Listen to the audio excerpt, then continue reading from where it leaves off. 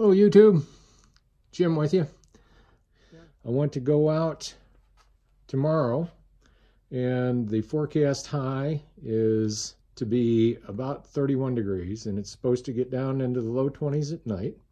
I want to not just find a tolerable degree of dealing with the cold, I actually want to see if by putting together all my winter gear I can be truly comfortable.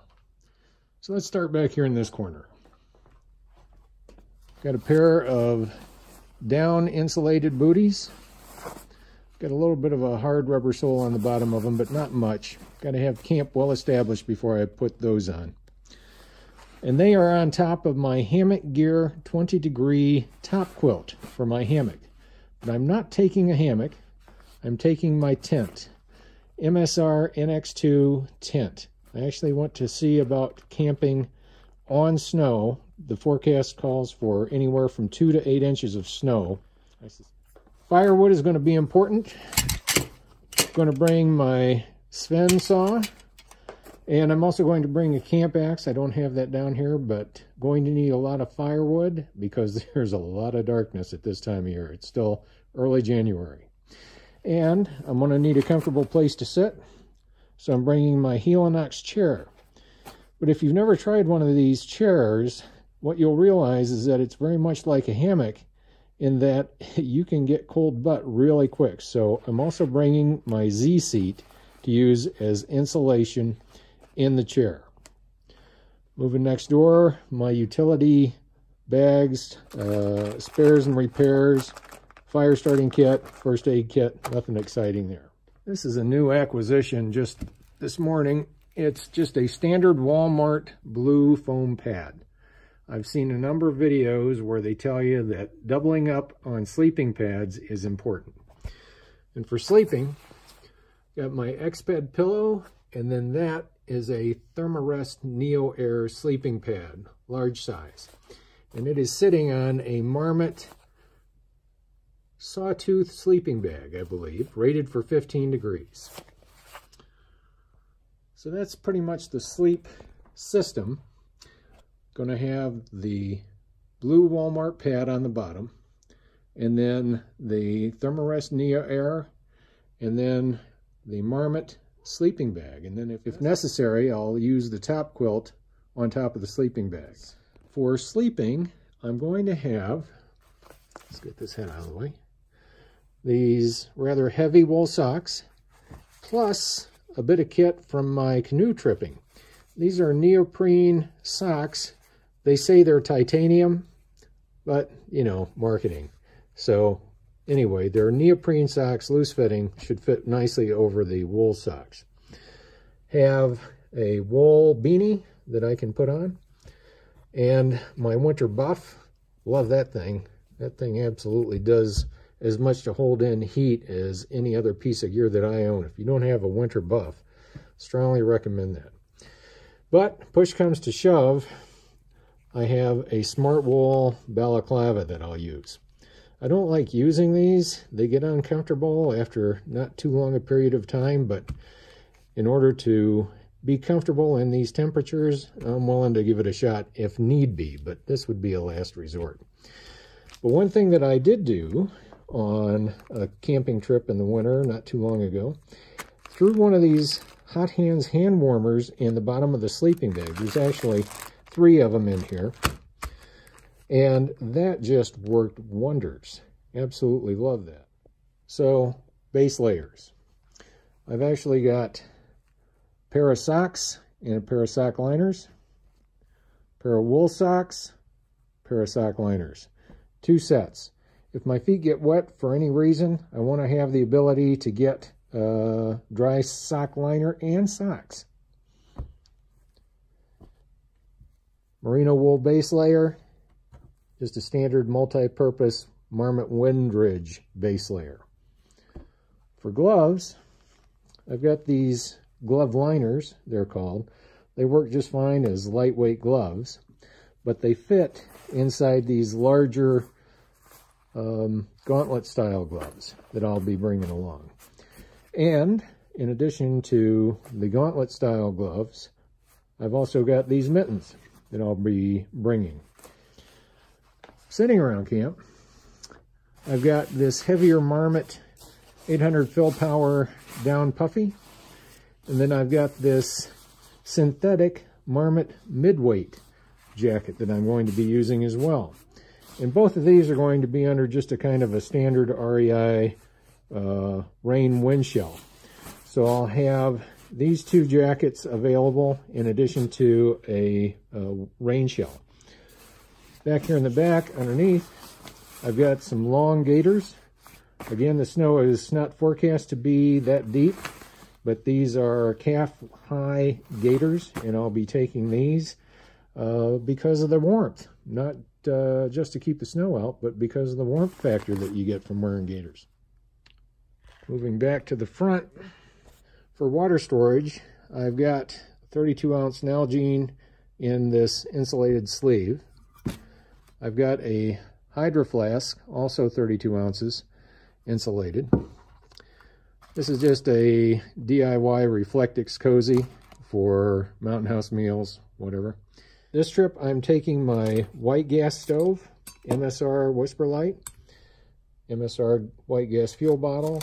These are the windscreens for the stove, lighter, repair kit for the stove, and this kettle I'm planning on taking, but with all the rest of this, I might start running out of space in the pack. And if I do run out of space in the pack, this is the first thing that's going to go. My pack, by the way, is going to be my 58-liter Osprey Exos.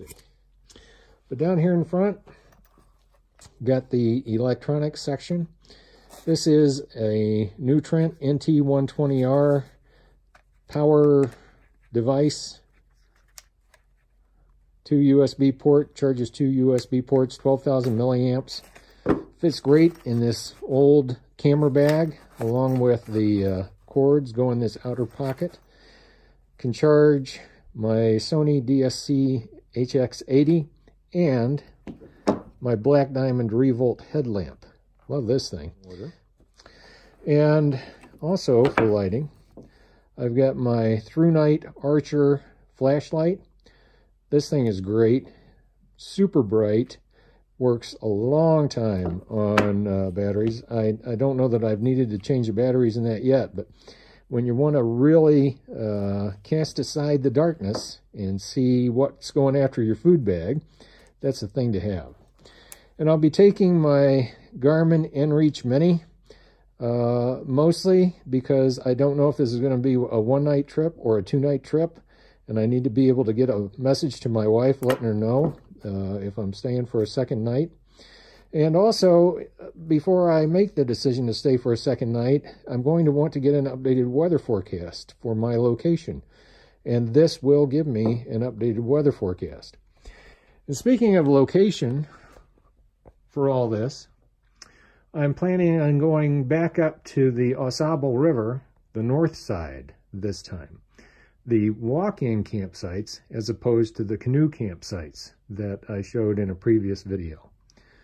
So that is the gear bomb for all the pieces of winter kit that I have that I think might be useful. And I also brought along my 70-liter canoe duffel pack.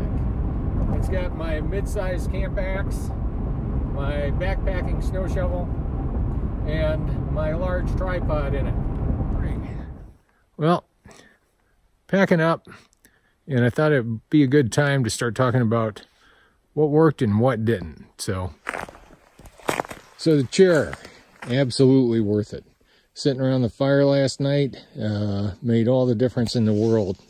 Logs were not available, and just standing by the fire would have been a non-starter. The MSR Whisper Light stove worked like a champ. No issues with cold, slowing down the feed like you sometimes get with propane. And all the wood out here is cold. I could have used the twig stove, but this was the way to go. The down booties, the thing to know is they worked great last night, But hanging around the fire, you can see here on the heel, there was some wetness that was starting to creep up into the down. And so using these in an area where there is even more snow, I wouldn't advise it. I tried to stay to the packed spots where I had made a trail with these, but it wasn't always possible.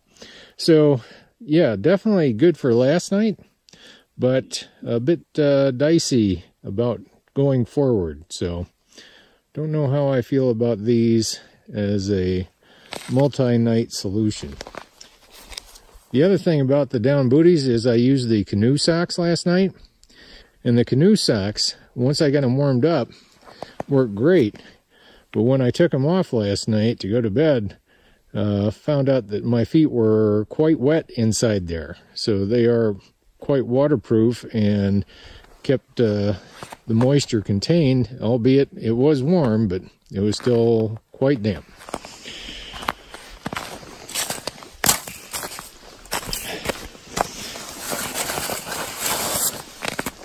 This is that little tarp that I strung up last night.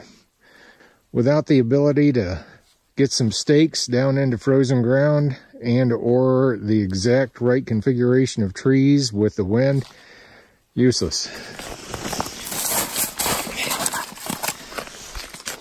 Lucy light, solar light. Tried using this at bedtime last night, and the output was next to nothing and lasted only about a minute. So, loser. Little snow shovel. Yeah, it was handy. It was a bit excessive for the amount of snow that we've got here today. And my Mountain Hardwear 70-liter gear duffel. It does take a lot of gear to go winter camping. And I could absolutely see using this gear duffel in some kid's sled and pulling that along behind me. That would work out great. Could actually offload quite a bit more from the pack. For water, I've gone through 2 quarts, and I do mean quarts. They're both 32-ounce bottles. Both bottles were filled with hot water when I left home. The Hydro Flask bottle, the vacuum bottle, was room temperature, let's say, comfortable room temperature, 70, 75 degrees, I'd guess, last night when I opened it up. The Nalgene bottle with the neoprene sleeve was cold. Not surprising, I guess. I took most of the water from the Hydro Flask last night and heated it up on the stove to almost boiling, if not boiling. Poured it back into the Hydro Flask last night, and this morning it was still fairly warm. So that was a pretty impressive performance for that.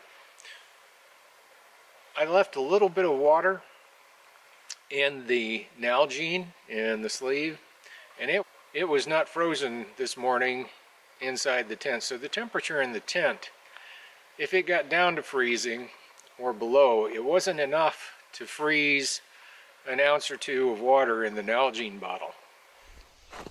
Taking the tent down, got the stakes out.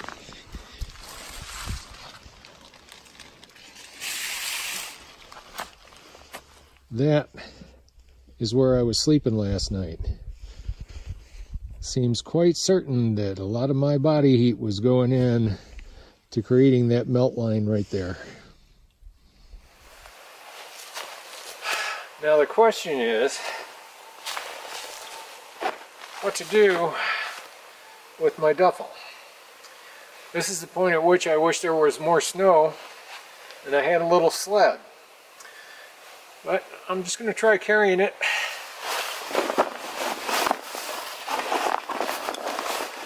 Over the shoulder. See how that goes.